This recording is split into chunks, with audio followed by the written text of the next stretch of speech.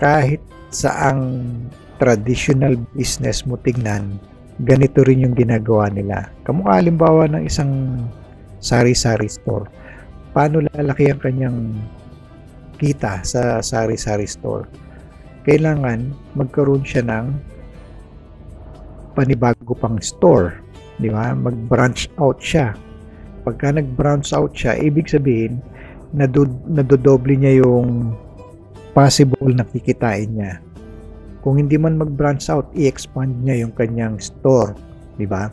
Kung dati mga binibenta niya limited lang, yung susunod ngayon dadami yan and nagkakaroon siya ng mga customers.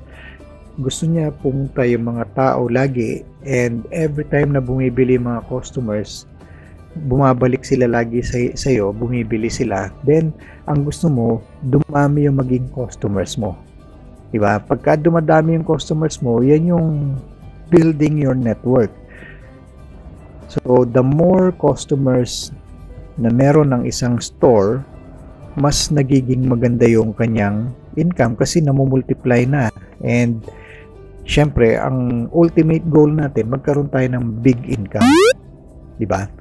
So, pagka nagkaroon ka na ng big income, ang tanong ko sa iyo ngayon, eto, pagka ikaw ay meron ng big income, sino magiging masaya? Siyempre, walang iba kundi ikaw. Ikaw ang magiging masaya. At siyempre, ang magiging effect niyan ay pati pamilya mo magiging masaya. Kasi provided mo na lahat yung kanilang mga pangangailangan, lahat ng mga expenses or ano man yung mga dapat mong gastusin, kaya mo nang ibigay yun sa kanila kasi nga meron ka magandang income. And yung pagiging masaya mo, apektado lahat yan. Pamilya mo, kamag-anak mo, kaibigan mo, lahat yan magiging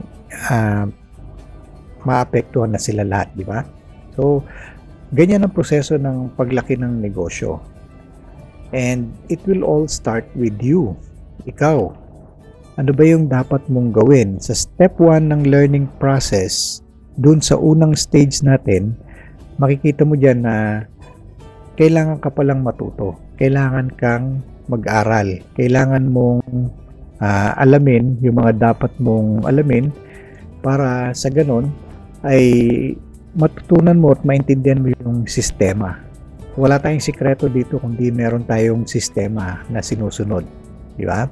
So, kung meron kang alam na sistema na makakatulong sa'yo, yan yung magiging way para matuto ka.